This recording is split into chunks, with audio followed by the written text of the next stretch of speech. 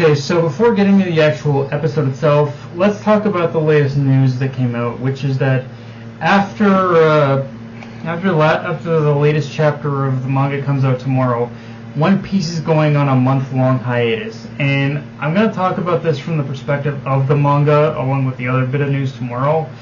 But for now, I do want to talk about how this could affect the anime, because in my previous review, or maybe a couple episode reviews back, I had basically stated that we should more or less expect a bit of a seesaw effect when it comes to the anime's pacing with where we're at now, but with this announcement, I'm honestly not sure how this is going to affect the anime's production and pacing, because on one hand, given there's only one episode a week that's released of the anime, the pacing could largely remain unchanged from how it is now, and a month isn't long when you take that into consideration.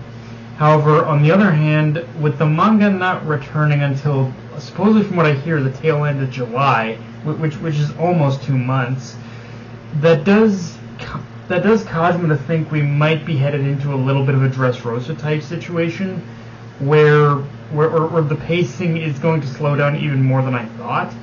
And from now until then, I wouldn't be surprised if every couple of weeks we end up getting either a slow-paced episode, a special episode that just kind of covers like a bit of an alternate tale, or just something like that, or just outright like a filler flashback kind of episode to keep the gap. We might get one of these three things just to keep the gap between the anime and manga as wide as possible until the manga returns. That's kind of what I'm imagining what's going to happen from here, but like I would really like to know what you guys think, because like I said, I want to believe my own theory that we are still going to be headed into that seesaw thing, but again, with the manga being on break for as long as it is going to be, I can't exactly predict it either.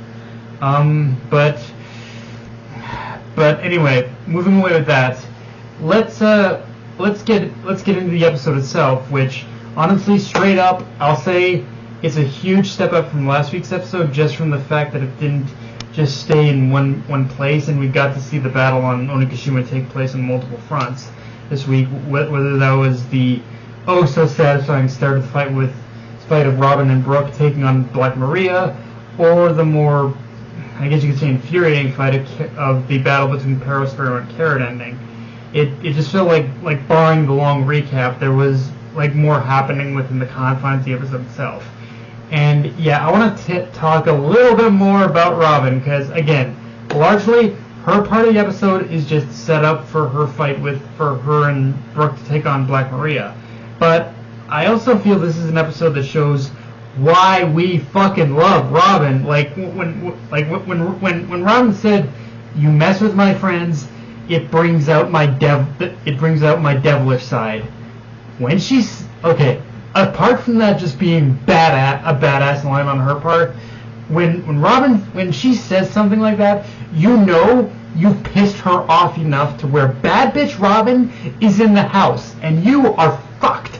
Like, I'm sorry, Maria. This isn't even a contest. You are absolutely just screwed. Just say whatever prayers you want and give up. Like, right now. Like, I don't give a fuck as to how tough and badass you want to sound right now. Right now, especially in that last moments of the episode. But yeah, I'm sorry. You are screwed. Like, the moment Robin arrived, Maria just should have stopped talking, but just kept digging her grave deeper and deeper, which I don't know why. Maybe it's Robin's smack talk, but somehow I'm more hyped for the fight here than I was in the manga. Than I ever was in the manga. Like, in the manga, it weirdly just felt there, but like, I don't know, maybe it's the way they're building up, but something really just is getting me hyped for the Robin versus Maria fight here. And yeah, like, moral of the story of this episode, careful what you say around Robin when it comes to her crew. Like, which that in itself, I think, also shows just how much Robin truly has grown at this point. Like Robin is not the person she was when she was first introduced.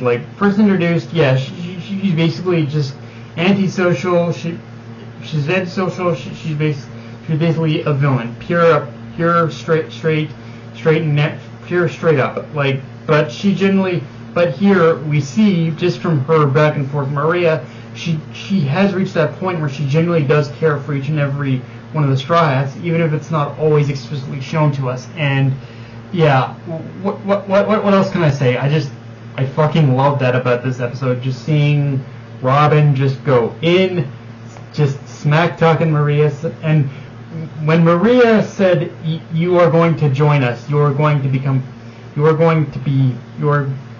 delivered to Kaido," it's like, I'd rather die. Like, what else can I say? I love Robin in this episode. I really love Robin. Okay. Now, obviously, one of the major things with this episode is we get the full-on reveal of Kaido's like hybrid form, and yeah, Toei for the most part did good. They made it sleek, they made it badass, and they made it just, and they did make it great look, and it does look great. But was it just me, or when we see the full-on body shot of Kaido as it starts from the ground and pans upwards to his face? Was it me, or did it look like they made Kaido? Did it look like they made Kaido look a little bit slimmer, like in that form compared to the manga? Like, I'd have to look again in the manga chapters where this is revealed, but I could have sworn he was a little bit more buff in that form that in the manga than he pretty much was here in the manga, where it feels like they slimmed him down. Like.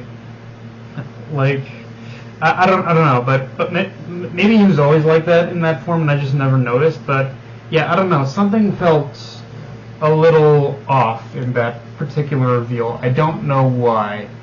Momonosuke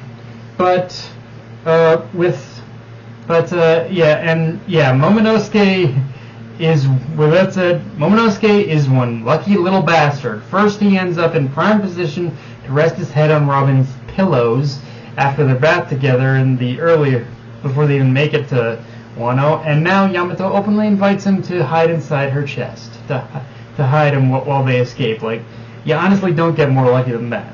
Although, again, in all seriousness, I guess if I did have a criticism of the episode, the parts with Yamato did, and maybe a little bit with Sanji after he escapes, did feel like the slowest part of the episode, which is also odd because those are the moments that weren't entirely focused on. But at the same time, they still felt like the weakest points of the episode.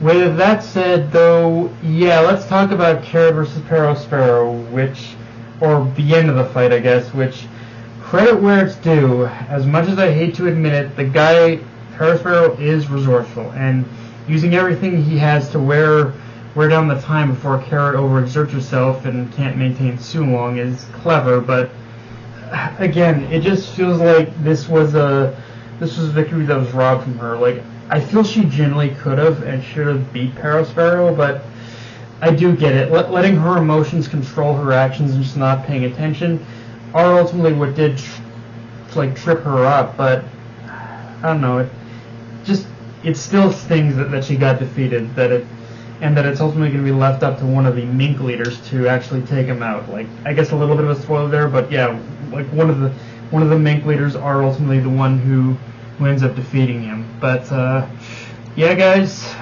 that's pretty much all I got for this review. If you enjoyed the video, like, comment, subscribe. Follow me on Twitter, Analyst, Crunchyroll. Be sure to hit the notification bell, hit the subscribe button, and just share the video around, guys. Dark Knight of the Night, signing off. Later, everyone.